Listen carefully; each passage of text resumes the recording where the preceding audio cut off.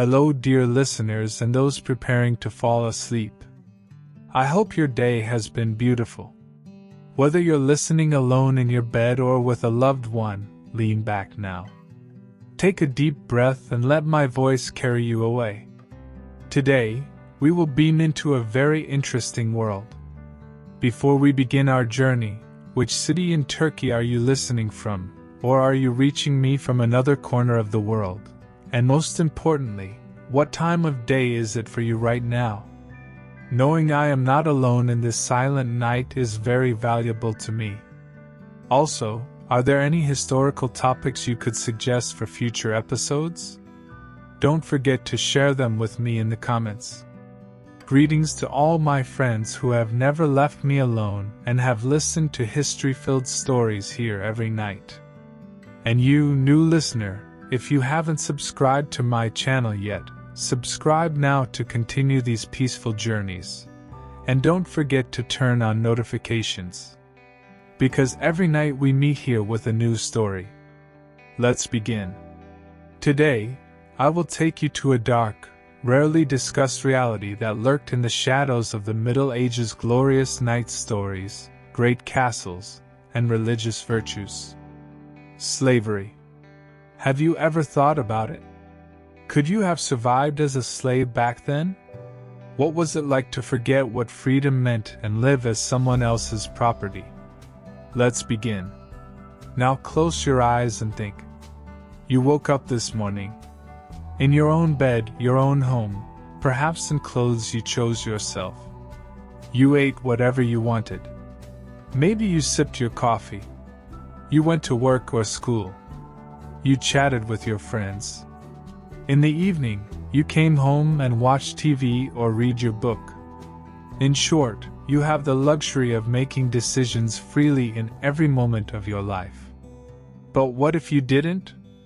What if one morning you woke up and realized your life didn't belong to you? Today, I'm taking you to a not-so-pleasant but very real period where we will seek the answer to this question: medieval Europe. You know that era with knights riding in armor, princesses waiting in towers, great cathedrals rising. Well, in the shadows of that era, there was a widespread reality that wasn't much talked about. Slavery. You might be thinking, oh, slavery only existed in ancient Rome or America, right? But you'd be wrong, my friend. Slavery was much more widespread in medieval Europe than you might think. And it wasn't limited to just a few people. Maybe they weren't working thousands of people on large plantations like modern slavery, but slaves could be found in every corner of life. So if you were born in that era or some bad luck befell you, it wouldn't be surprising at all to suddenly find yourself a slave. So where did these slaves come from? They didn't just fall from the sky, of course. In the Middle Ages, there were a few popular ways to acquire slaves. War was one of the most well-known and brutal methods. When one kingdom fought another, the soldiers, and sometimes even civilians, of the losing side would be captured and sold as slaves. Imagine one morning your village is raided, you're torn from your family, chained, and suddenly you find yourself as someone else's property. That was the reality of war in that era. Debt. Sometimes people became slaves because of debts they couldn't pay. You know, when your credit card debt piles up, the bank comes after you now.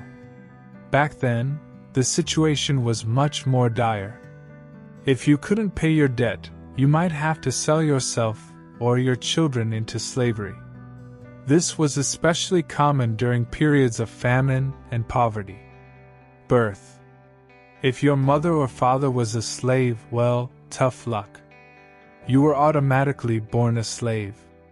So from the moment you were born, your life's destiny was drawn by others. This was the most brutal way slavery was passed down through generations. Piracy and kidnapping. Especially on trade routes like the Mediterranean and the Baltic Sea, pirates would kidnap people and sell them in slave markets. Imagine suddenly finding yourself on a ship and then being put up for sale in an unfamiliar city. Crime and punishment. Sometimes the punishment for crimes could also be slavery. So instead of going to prison, you could be sent to someone's field. Let's say the worst case scenario happens, and you become a slave in the Middle Ages. What would happen next? Legally, how much value did you have as a person, or did you have any at all? The answer isn't very pleasant, my friend. Before the law, you had about as much value as a chair or a cow. When you lost your freedom, your human rights evaporated. In the Middle Ages, slavery was an institution inherited from Roman law and was common in pre-Christian times as well.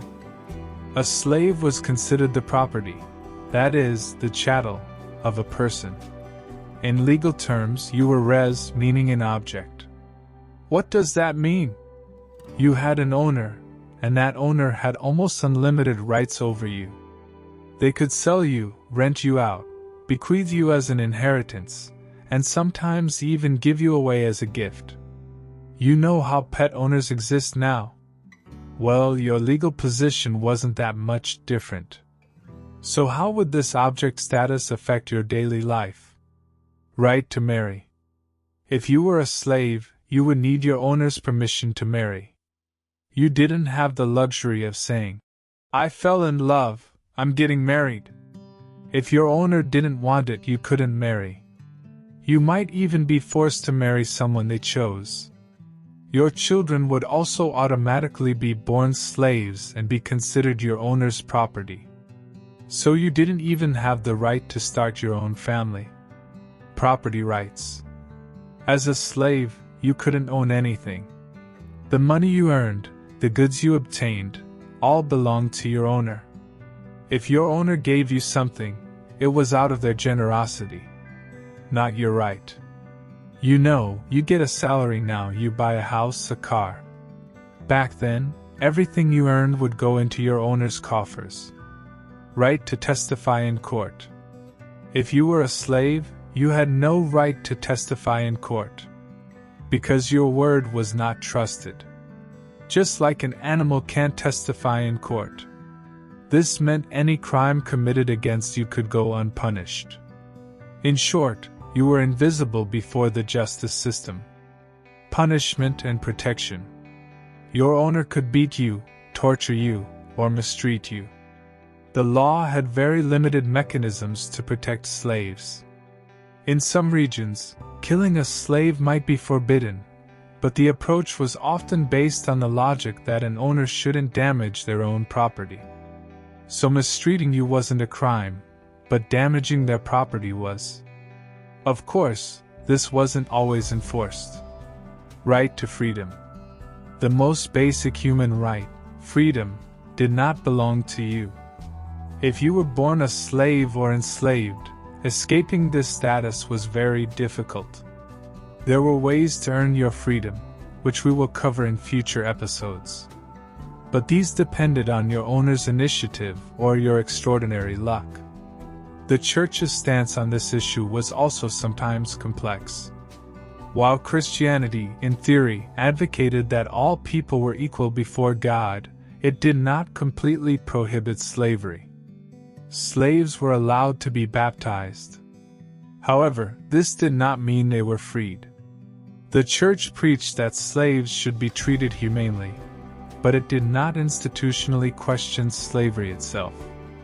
So they would say you should be treated well, but not that you should be free. In summary, if you were a slave in the Middle Ages, your legal existence would be limited to your ownership. Your life, your desires, and even your body would belong to someone else. This shows how terrifying an experience being a slave in the Middle Ages could be and how human dignity was trampled upon. To be a slave in the Middle Ages, you didn't need to go far. Some strokes of bad luck in life could suddenly strip you of freedom and chain you. So if it were you, which door would you enter the medieval slave market through? Here are the popular methods of enslaving people in that era, each with its own tragedy. War was one of the most common, and brutal methods. Imagine you're living in a quiet village. You plow your field. You have a peaceful life with your family. Then one morning, clouds of dust appear on the horizon from the enemy army. Your village is invaded, those who resist are killed. The rest are taken prisoner. At that moment, you cease to be a free individual and become the spoils of the defeated side. Captured soldiers, and sometimes even women and children, were driven to slave markets to be bought and sold like living goods. You could suddenly find yourself in a country you didn't know, with a language you didn't understand, being examined by buyers. This shows that the wars of that era were not only about gaining land but also a source of human trafficking. Another insidious route was debt. Economic conditions in the Middle Ages were very variable. Famine, epidemics, bad harvests, or an unexpected disaster. For example, a fire or flood could instantly plunge a family into debt. If you couldn't pay your debt, it could be legal for the lender to take you or a family member, especially children, as slaves. You know, when you can't pay your bank debt now, repossession happens. Back then, instead of your household goods, your very freedom was repossessed. This situation could lead to dramas of desperate families having to sell their own children, especially among the poor in rural areas. While wondering if they would survive the winter, they might think, "Will we become slaves?" And of course, the most brutal inheritor of slavery, being born a slave. If your mother or father was a slave, well, tough luck. You came into the world as a slave. This was called the principle of partus sequitur ventrem. The child follows the condition of the mother. This meant slavery was a fate passed down through generations, not something acquired from outside. From the moment you opened your eyes to the world, your chance of being a free individual was taken away. Your life belonged to the owner of the house you were born into, and the path drawn for you was a lifetime in the service of others. This caused the number of slaves to constantly increase and the institution of slavery to become permanent. In addition to these, piracy and kidnapping were also significant sources of slaves. Especially on busy trade routes like the Mediterranean and the Baltic Sea, pirates would attack ships, capture passengers and crew, and sell them in slave markets. You could suddenly find yourself on a stormy sea and then in the hands of a slave trader in an unfamiliar geography. Also, in some regions, people who committed serious crimes could be condemned to slavery as punishment. As you can see, to be a slave in the Middle Ages, fate didn't need to play nice with you. A war, a debt, or even just being born into the wrong family was enough. We've talked about how easy it was to become a slave in the Middle Ages. Let's say fate wove its web, and you ended up in one of that era's slave markets. So if it were you, who would buy you, and how would this human trafficking work in a market setting? Back then, the slave trade wasn't a small-scale business. With international routes, its own peculiar markets, and bustling trade centers, it was actually a quite organized sector. In the Middle Ages, the most active places for the slave trade were generally border regions, major port cities, and the intersection points of empires. The Mediterranean basin, especially Italian city-states like Venice, Genoa, Pisa, the trade routes between the Byzantine Empire and the Islamic world, were the main arteries of the slave trade. In Northern Europe, the Baltic Sea region was an active slave route for Vikings and other traders. If it were you, you might be brought to a Baltic market on a Viking ship, crossing the northern seas. So how did these markets work? Slaves were sold at auctions or in specific trade halls, almost like goods. Buyers carefully examined the physical condition, age, gender, and skills of the slaves. Think of it like a human fair. but a flesh and blood and horrific version. Healthy, young, and strong men were usually preferred for agricultural work or military service, while young and beautiful women were bought for crafts, servitude, and sometimes sexual slavery. Children were sold for long-term labor or to be raised. The slave's origin, language, and even skin color were factors affecting the price. The routes of the slave trade were quite complex. Eastern Europe and the Balkans, especially Slavs, were frequently enslaved as a result of wars and raids and transported to markets in Western Europe and the Islamic world. The fact that the word Slav is the origin of the word slave in some languages reflects this reality. Northern Europe and Scandinavia, Vikings would sell people they captured in raids, especially from Ireland, Britain, Eastern Europe, via Baltic and Russian rivers, to Byzantine and Islamic lands. Mediterranean and North Africa, pirates brought people they captured on sea trade routes to slave markets in North Africa or other centers in the Mediterranean. The Iberian Peninsula, wars between Christian kingdoms and Muslim states led to the trade of enslaved people from both sides. Italian city-states. Cities like Venice and Genoa were transit points for slaves coming from both east and west. They even transported and sold slaves with their own ships. In fact, the wealth of these cities partly came from this human trade. Slaves were usually transported under harsh conditions, by land or sea. Long and exhausting journeys, insufficient food and water, diseases, and violence caused many slaves to die before even reaching the market. Now even a cargo shipment is insured. Back then, such a thing didn't exist for slaves. They were seen as a sort of live cargo. So who were these traders? Those involved in the slave trade could include people from various ethnic and religious groups. Italian merchants, Vikings, Muslim traders, and Jewish merchants formed different links in this profitable but inhuman trade. If it were you might catch an owner's eye, or you might not be sold at all and be left to your fate. The brutality of this trade exposed what a great catastrophe being a slave in the Middle Ages was. Now let's say you passed through all those doors of slavery and were bought by a master. What now? Slaves weren't just nameless faces working in fields. They were used for various purposes in different layers of society. So your new home could be a castle room, a monastery garden, or even a military barracks. One of the most common living environments was households. Slaves worked as servants both in the mansions of noble families and in the homes of wealthy merchants, or craftsmen. If it were you might find yourself washing dishes in a large castle kitchen, preparing the ladies' clothes, or taking care of the master's horses. This was the most personal form of slavery, because you lived daily, intertwined with your owner and their family. Depending on your owner's temperament, your life could be heaven or hell.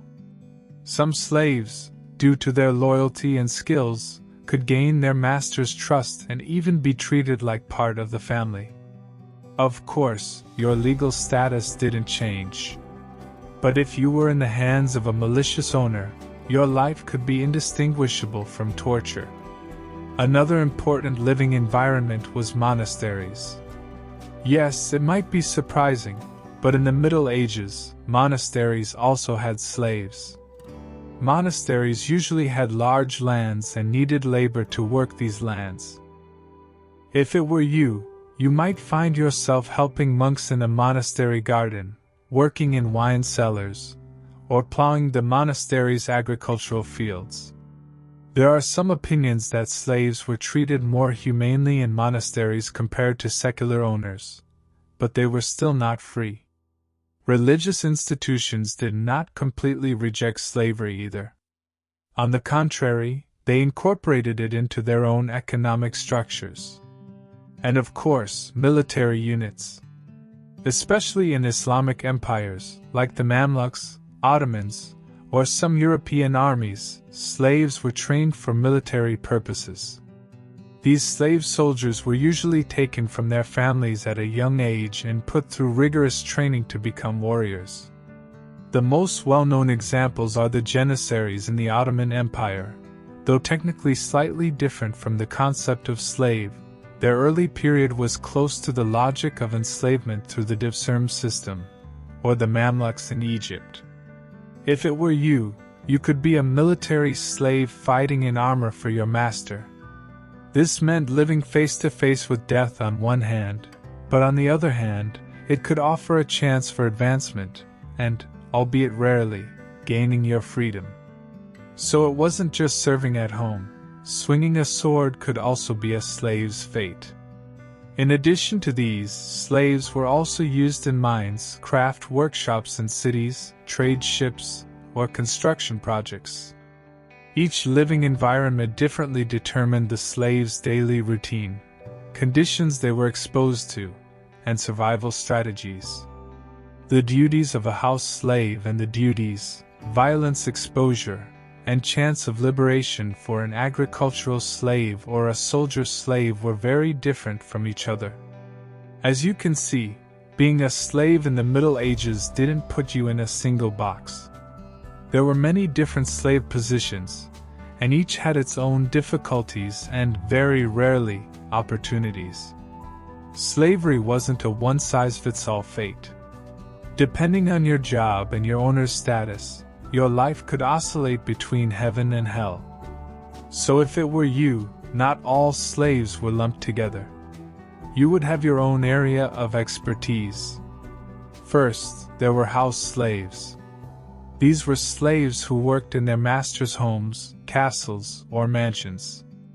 If it were you, you could be a cook's assistant in a large kitchen, a cleaner, a washerwoman, a groom in the stables taking care of horses, or a nanny looking after the master's children. These kinds of slaves usually lived in plain sight of their masters, having more direct communication with them. Your quality of life largely depended on your owner's temperament and generosity. House slaves with good owners were sometimes better dressed, better fed, and treated more humanely than other slaves. They could even gain their master's trust and be put in charge of important household matters. But of course, this didn't change the fact that you were still a slave. You had no freedom, and the life of a house slave with a bad owner could be filled with constant beatings and abuse. At least you didn't work outside in the cold. Could that be any consolation to you, do you think? The second major category was agricultural slaves. This was the area where a large portion of slaves worked in medieval Europe. If it were you, you'd most likely find yourself plowing fields under the sun on a lord's vast lands, a monastery's estates, or a wealthy farmer's field, sowing seeds or harvesting. These slaves' lives were generally much harder. Conditions were harsh. They worked long hours, were exposed to bad weather, and were often undernourished. Living conditions were usually primitive as well. Agricultural slaves didn't have as personal a relationship with their masters as house slaves did. They were seen more as labor units. So when they sent you to the field, no one asked how you would feel today. They'd just say, "Finish your work." Violence and mistreatment were more common in this group, because their productivity was directly tied to their physical strength. A third group was military slaves. This type of slavery was seen especially in Islamic geographies, like the Mamluks, early period Divserm in the Ottomans, and some Christian kingdoms. If it were you, you'd be taken as a slave at a young age, then put through military training to be raised as a warrior. You'd learn to use a sword, ride a horse, develop strategy, and become part of an army. This was a dangerous and deadly profession on one hand, but on the other, it could offer you a chance for advancement and liberation. Like those gladiators in movies who rise from nothing to the top. Of course, it didn't always end that way, and often you'd give your life on the battlefield. Besides these, there were also mining slaves, artisan slaves, or slaves working on trade ships. Each type contained its own difficulties, risks, and sometimes, very rarely, opportunities. As a slave in the Middle Ages, what would your daily life be like? Would you wake up with the roosters, or would your master's whims determine the start of your day? Would your belly be filled with a satisfying meal, or would you be constantly hungry?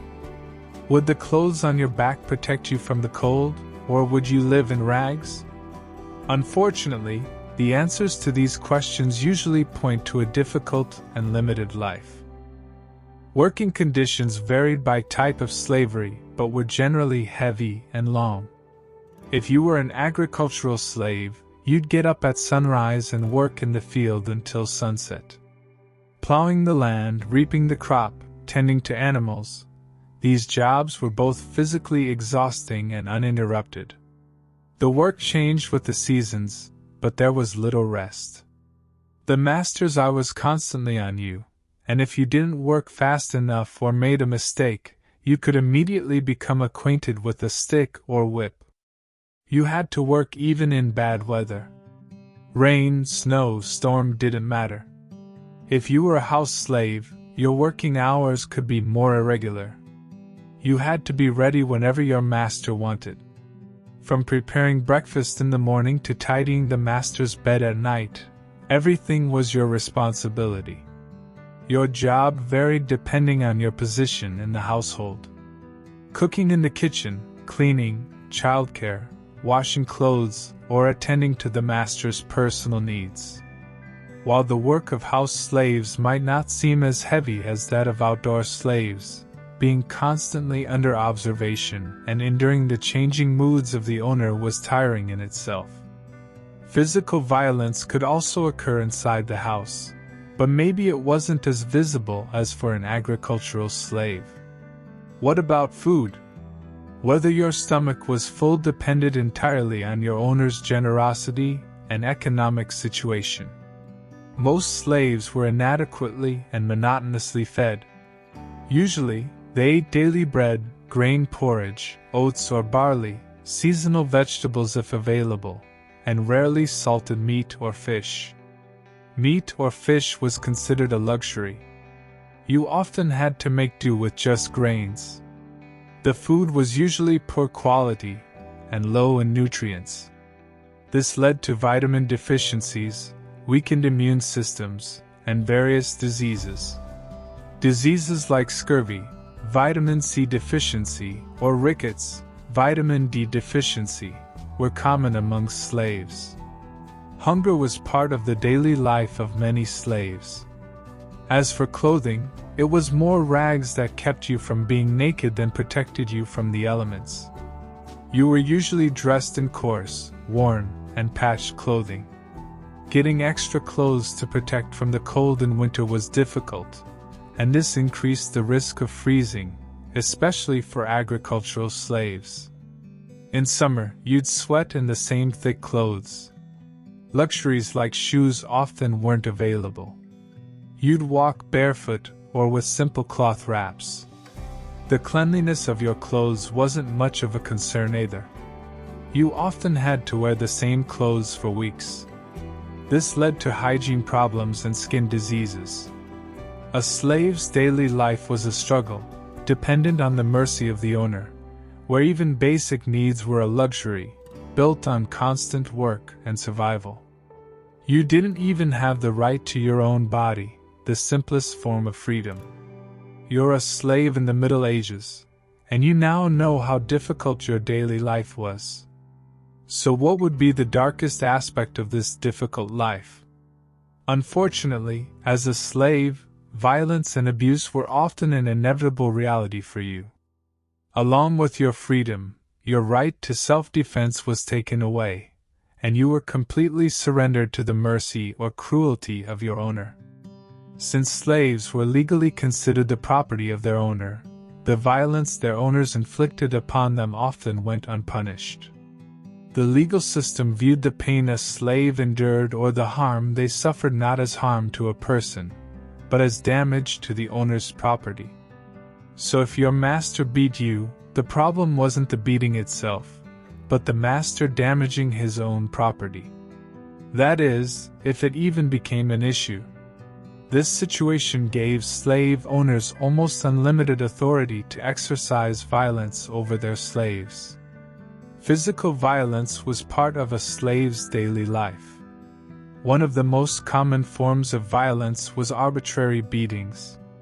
Slaves could be beaten when they didn't work fast enough, made a mistake, disobeyed, or simply when the owner felt like it.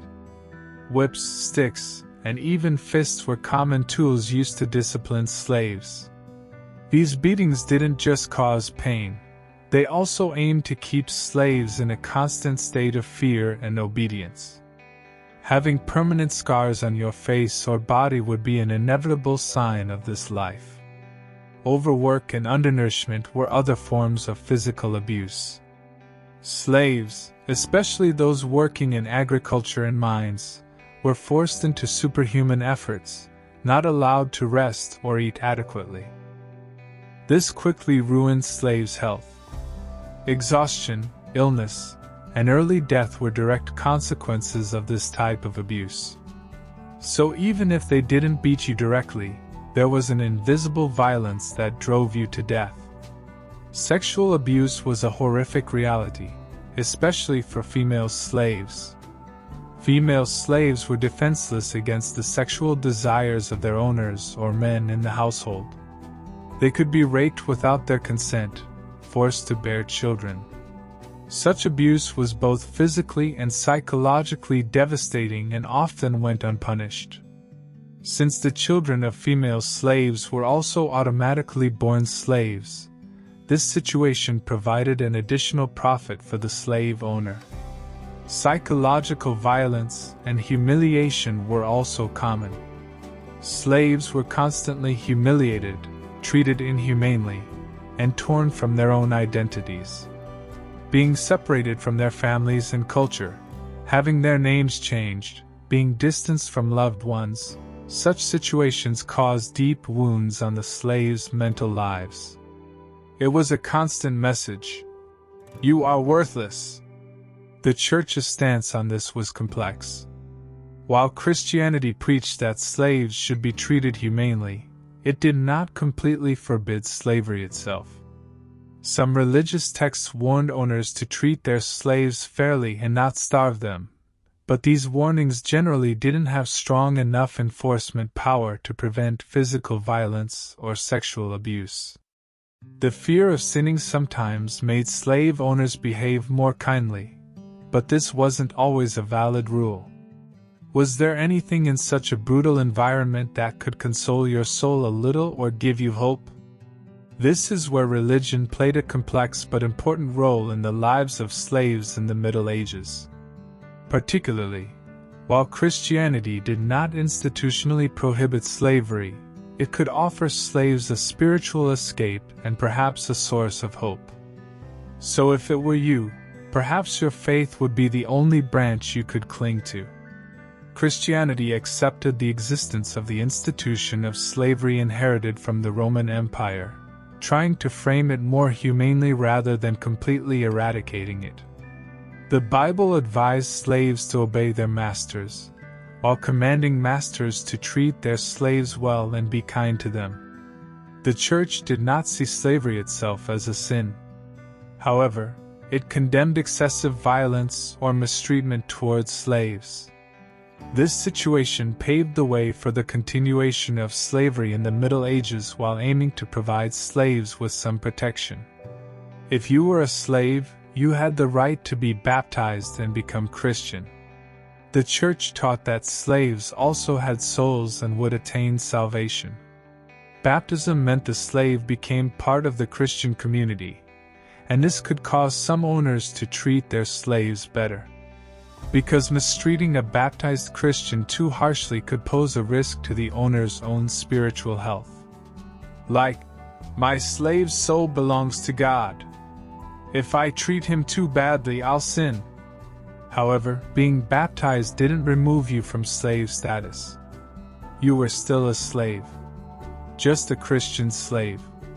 Slaves could participate in religious ceremonies and rites. Churches were among the rare places that brought everyone together regardless of social class. If it were you, you might feel the brief consolation of feeling that everyone is equal before God while sitting in church next to your master. Sermons taught them the belief in the afterlife, the importance of patience and obedience. This could be a source of hope and consolation beyond their difficult worldly lives. The belief that their sufferings would remain in this world and they would be free and equal in the afterlife could help them endure. However, religion's role wasn't always rosy. Some slave owners manipulated religious teachings to serve their own interests, using them to ensure the obedience of slaves. They tried to break slaves' resistance with statements like, "God gave you this life. You must be obedient." For some slaves, religion couldn't go beyond being a tool of oppression. The influence of the church and religious beliefs on slaves was a complex balance. On one hand, it provided legitimacy to slavery, while on the other, it gave slaves a spiritual refuge and hope for the future. How would you gain your freedom as a slave in the Middle Ages? Would you escape, revolt, or seek other ways? Unfortunately, each of these paths was filled with uncertain and deadly risks. The most direct and dramatic route was undoubtedly escape.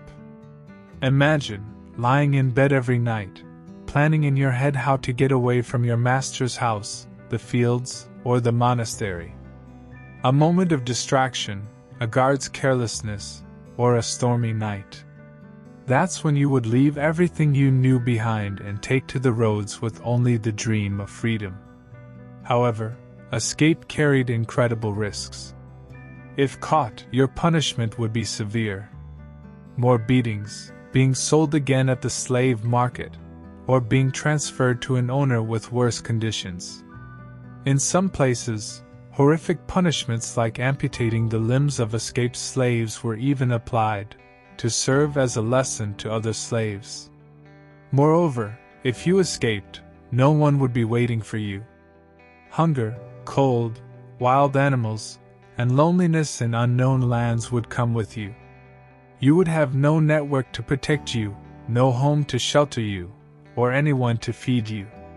Passive resistance was a method slaves often resorted to. Perhaps you wouldn't dare to escape directly, but you would resist your master by slowing down work, accidentally damaging property, feigning illness, or simply disobeying orders. You know, like how we sometimes slack off at work nowadays. It was a more dangerous version of that. Such actions, while not directly harming the master, lowered his productivity and increased the cost of slavery. But this was also risky. Because if your passive resistance was noticed, you could still be punished with violence. More organized and risky were revolts. These, while almost non-existent, involved large groups of slaves coming together to rise up against their masters. Like Spartacus's revolt. Slave revolts did happen in the Middle Ages. However, they were usually localized and brutally suppressed. Due to their small numbers, organizational difficulties, and disadvantages against heavily armed feudal armies, most revolts ended in failure. If a revolt failed, all participating slaves and their families were usually mercilessly executed or sold to worse conditions elsewhere. These revolts were the most dramatic expressions of slaves' quest for freedom and despair. Some slaves could seek paths to freedom through religious institutions or the church. The church encouraged the emancipation of slaves in some cases. Some monasteries even allowed slaves to be freed after serving for a certain period. However, this also depended on the owner's approval and was not a common path. As you can see, as a slave in the Middle Ages, your quest for freedom would be a thorny journey. Escape, passive resistance, or revolt, each would test the limits of life, pain, and hope. Slaves struggle for freedom in this brutal system, without losing their human dignity, was the greatest proof of their will to survive. Despite all this darkness, there was a tiny light shining on the horizon for some slaves: manumission. This was the process by which slaves could legally gain their freedom, but it was rare and usually dependent on specific conditions. So if you were a slave, perhaps the only thing you dreamed of each night as you lay down was that one day your master would set you free. So how was a slave manumitted? This usually depended on the master's initiative, or the slave paying a certain price. The main ways of manumission were as follows. Master's initiative and generosity, the most common path. Most manumissions occurred at the master's own will. This could be based on different reasons. Loyalty and long service. If you had served your master loyally for years, performed his tasks with great devotion, if you had, as they say, become his hands and feet, your master might decide to manumit you in his old age or on his deathbed. This could be the master's way of thanking you or a final act of kindness. Some masters chose this path to reward their slaves' loyalty. Imagine devoting your life to another person and being rewarded with freedom in their final days. Religious motivation. While Christianity did not completely prohibit slavery, it encouraged the baptism of slaves and saw a Christian manumitting another Christian as a virtuous act. According to the Church, manumitting slaves could mean earning a place in heaven or atoning for sins committed. Some masters, especially on their deathbeds, left wills to manumit their slaves to cleanse themselves of sins or save their souls. Monasteries sometimes manumitted their slaves. This was also considered a religious blessing. So perhaps it would be your master's religious fear that would grant you freedom. Marriage. Rarely, if a male slave was allowed to marry a free woman, the slave might need to be manumitted. Or vice versa.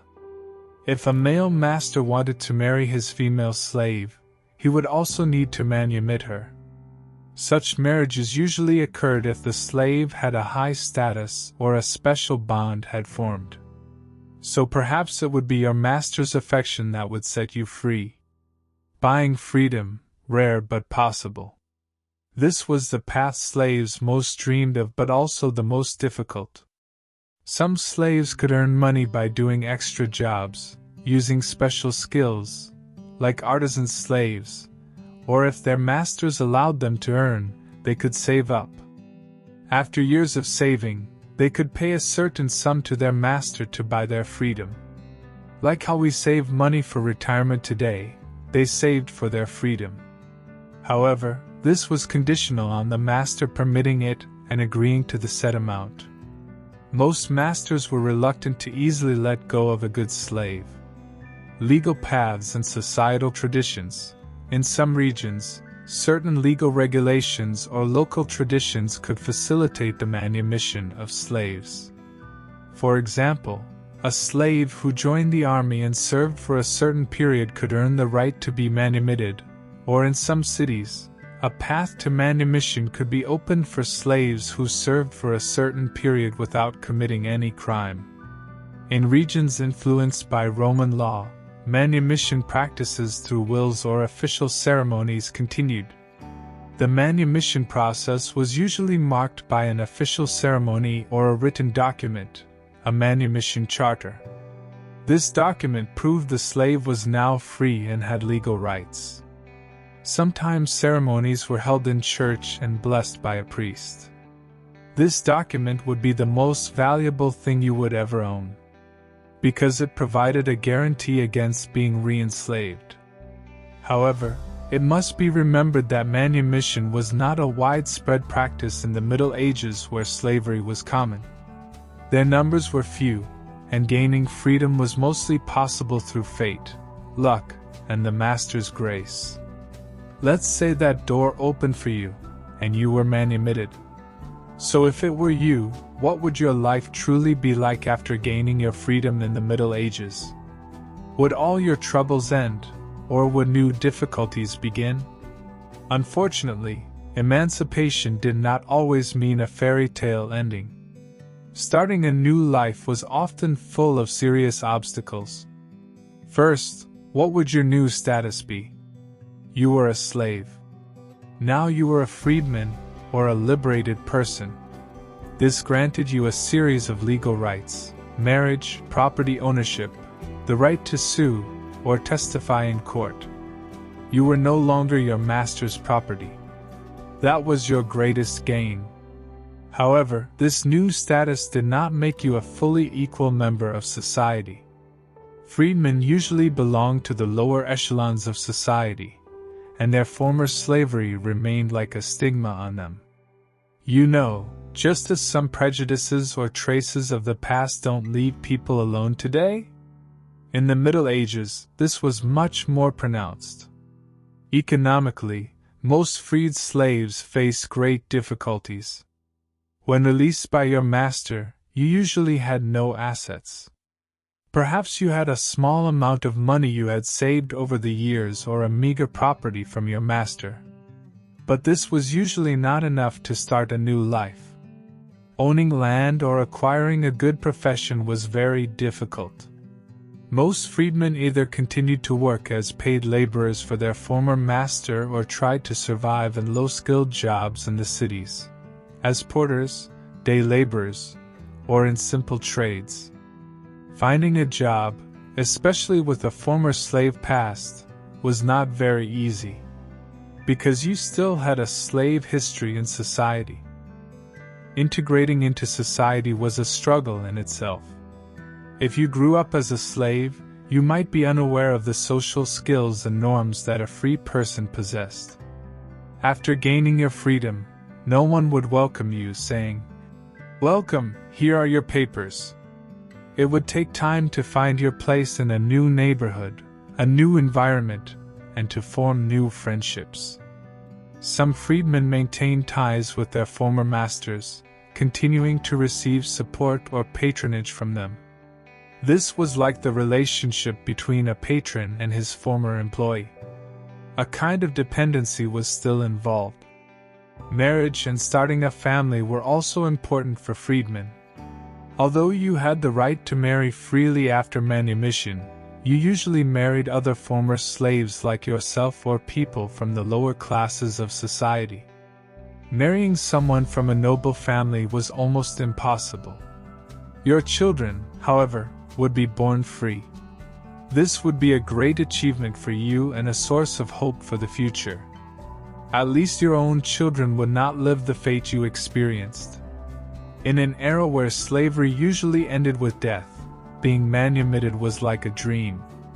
But even then, humanity dreamed of freedom without losing hope. Psychological effects were also significant. The freedom that came after years of living as a slave could bring great joy on one hand, but also great uncertainty and adaptation difficulties on the other. Insecurity, post-traumatic stress, and a constant fear of, "What if I become a slave again?" would be part of the lives of many freedmen. Society's prejudices against them would also increase this psychological burden. As you can see, the life of a freed slave in the Middle Ages would turn into a whole new struggle. If freedom was a key, the door that key opened did not always lead to a rose garden.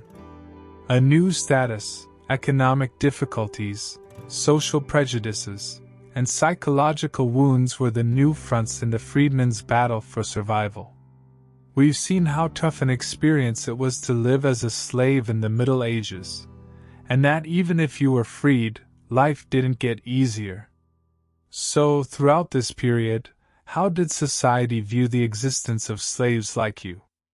How did philosophers, clergy, and ordinary people explain slavery? Did they question it? Or did they accept it as normal? Unfortunately, in the Middle Ages, moral and philosophical debates about slavery did not proceed within the framework of human rights as we understand it today, but rather on a ground nourished by religious texts and the legacy of antiquity. So a cry of, "This is unethical," wouldn't easily rise. According to the thought inherited from ancient Greece and Rome, slavery was a social reality and was even sometimes seen as part of a natural order. Philosophers like Aristotle had argued that some people were slaves by nature and needed to be ruled by others. These philosophical arguments were one of the intellectual foundations that provided legitimacy to slavery in the Middle Ages. So, if it were you, those who enslaved you could claim it was a law of nature. Christianity was one of the greatest sources of legitimacy for slavery in the Middle Ages, and this is still a subject of debate today. The Church did not directly prohibit slavery. However, it preached that slaves should be treated humanely. Some passages in the Bible commanded slaves to obey their masters while also asking masters to be just and merciful to their slaves. Church fathers and theologians did not argue that slavery was a result of sin, but that the institution itself needed to be abolished. According to them, a baptized slave could also go to heaven. What mattered was not worldly status but spiritual salvation. There was an approach like, "What you suffer in this world will be rewarded in the afterlife." While this situation offered slaves a spiritual consolation on one hand, it prepared the ground for the continuation of slavery on the other. What about peasants or townsfolk, the ordinary people? Generally, slavery was accepted as a natural part of society. Since their own lives were already difficult, they didn't have the luxury to question the slavery of others. Also, since slaves were usually war booty or criminals, this could lead them to view their enslavement as somewhat deserved. However, neighborly relations or personal experiences could soften this general perception. In some cases, mercy or compassion was shown to slaves. From time to time, especially from the 12th and 13th centuries onwards, some debates began in Western Europe about the moral dimension of slavery. Some churchmen and thinkers began to find slavery contradictory to Christian morality. Opinions emerged, particularly that it was not right for Christians to enslave each other, and only war captives or non-believers could be enslaved. These debates contributed to the gradual decline of slavery in Western Europe and its replacement by serfdom. However, these debates were not a great enlightenment that led to the complete abolition of slavery. They were more about limiting the scope of slavery and who could be a slave. In the Islamic world and Eastern Europe, slavery continued widely for much longer, albeit in different forms. In conclusion, societal perception and philosophical debates about slavery in the Middle Ages were very different from today's understanding of human rights. Slavery was legitimized by religious and philosophical texts. It was accepted as a social reality. However, especially in Western Europe, influenced by Christian morality, certain aspects of slavery began to be questioned. This also laid the groundwork for the long-term transformation of slavery. If you were a slave, your fate would depend not only on your master's mercy but also on which corner of Europe you were in. While there was a West where slavery was gradually declining, there was an East where it was still very much alive. We saw the decline of slavery in Western Europe. In Western Europe, especially after the 11th century, the institution of slavery began to gradually decline. There were several main reasons for this. The influence of Christianity. The Church did not approve of Christians enslaving each other. Although it did not completely prohibit slavery, It took a stance against Christians buying and selling each other as slaves. The manumission of baptized slaves was encouraged. This played an important role in drying up new sources of slaves and the gradual emancipation of existing slaves. It was as if a rule had emerged. Let's not enslave our brethren. Economic and social changes. With the fall of the Roman Empire, the large-scale agricultural systems, latifundia, based on slave labor lost their influence in Western Europe. They were replaced by smaller feudal estates worked by peasants tied to the land. Serfs were not full slaves. They were semi-free peasants bound to the land. They could have their own families and, albeit limited, property, but they could not leave the land. So if you were in Western Europe, perhaps instead of being a full slave, you would be a serf bound to the land. While not free, this was a slightly better condition than slavery.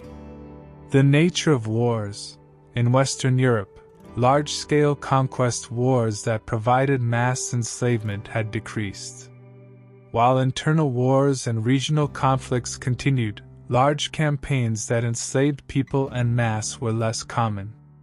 Drying up of slave sources. Western Europe had become somewhat isolated from the trade routes in Eastern Europe and the Mediterranean, which were sources of slaves. For these reasons, while slavery did not completely disappear in Western Europe, it became much rarer and was generally limited to domestic services or a small number of specialized jobs. By the 15th century, the institution of slavery had almost completely disappeared in much of Western Europe, largely replaced by serfdom. The vitality of slavery in Eastern Europe and the Mediterranean basin. In contrast, in Eastern Europe and the Mediterranean basin, regions like the Byzantine Empire, Slavic lands, the Islamic world, and areas controlled by Italian city-states, slavery continued as a much more widespread and vibrant institution throughout the Middle Ages. The main reasons for slavery here were constant wars and border conflicts. The endless wars between Christian and Muslim states ensured a constant flow of new captives to be enslaved. Active slave trade routes. Regions like Venice, Genoa, Crimea, and North Africa continued to function as international centers of the slave trade. Large-scale economic needs. There was a high demand for labor in areas like agriculture, mining, military service, and construction, and this demand was met by slaves. Different legal and religious frameworks. In Islamic law, slavery was accepted. However, treating slaves well and manumitting Muslim slaves was encouraged. But this did not prevent the continuation of the institution. Therefore, at the end of the Middle Ages, while slavery was declining in Western Europe, it persisted in the Eastern Mediterranean and Eastern Europe. It even continued, albeit in different forms, in states like the Ottoman Empire. The end of slavery was not a single event but a complex transformation process that occurred at different speeds and in different forms in different regions. While this change began to slowly lift the dark shadow of the Middle Ages over human dignity, it would be the beginning of new struggles for humanity. And here we are at the end of this difficult journey into the brutal reality of being a slave in the Middle Ages. We started with the question, if it were you, could you survive as a slave? And we saw that the answer to this question involves much more than just survival. Slavery was not just a matter of chains or a stick. It was an institution that deeply affected a person's basic existence, dignity, and identity. We saw that being a slave in the Middle Ages meant completely losing your freedom. You were legally a piece of property. You were seen as an object. You were deprived of the most basic human rights like decision-making, marriage, and property ownership. Your life was at the mercy of the master who bought you.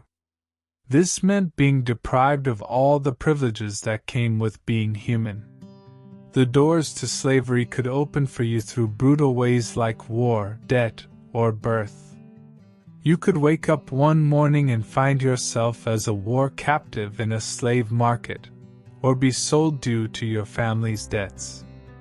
Or, worst of all, because you were born to a slave mother, you would be forced to live this fate before even opening your eyes to the world.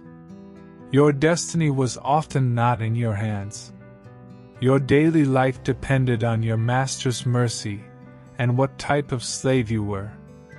Whether you were a kitchen slave washing dishes in a castle, an agricultural slave plowing the field under the sun, or a soldier slave risking your life for your master, each had its own difficulties. But the common denominator was heavy working conditions, insufficient food and clothing, constant hunger, and exhaustion. Your body was not yours, it was your master's property. And the darkest face of this life was the reality of violence and abuse. As a slave, you were completely defenseless against your master's physical beatings, excessive demands, and even sexual abuse. The law protected your master's property rights instead of protecting you. This situation left deep and lasting wounds, not only physical but also spiritual. Despite all this pain, the human spirit never gave up its quest for resistance and hope. While religion offered some hope with consolation and belief in the afterlife, some slaves attempted escape, passive resistance, and even revolts for their freedom. Although these revolts were often bloodily suppressed, they reminded slave owners of humanity's inherent quest for freedom. And very rarely, some slaves were manumitted and gained their freedom. But emancipation also brought new economic and social difficulties of its own. Slavery was not the same everywhere in Europe during the Middle Ages. While it gradually declined in Western Europe due to Christianity and economic changes, giving way to serfdom, it persisted longer in Eastern Europe and the Mediterranean due to wars and active trade routes. Slave markets functioned as cruel places that reduced humans to commodities, pricing them based on their age, gender, strength, and skills. In conclusion, being a slave in the Middle Ages was not just a way of life. It was also a lesson in how fragile human dignity, freedom, and justice could be. If you were a slave in this era, your survival would be a product of great endurance, luck, and perhaps hope. But perhaps this story has reminded you of how valuable the freedom and human rights you possess today are, and that they are a legacy won through struggles. I hope the thought-provoking and equally shocking realities of the Middle Ages have prepared you for a peaceful sleep. What other historical adventures would you like to embark on in future episodes? Don't forget to let us know in the comments. For now, sweet dreams.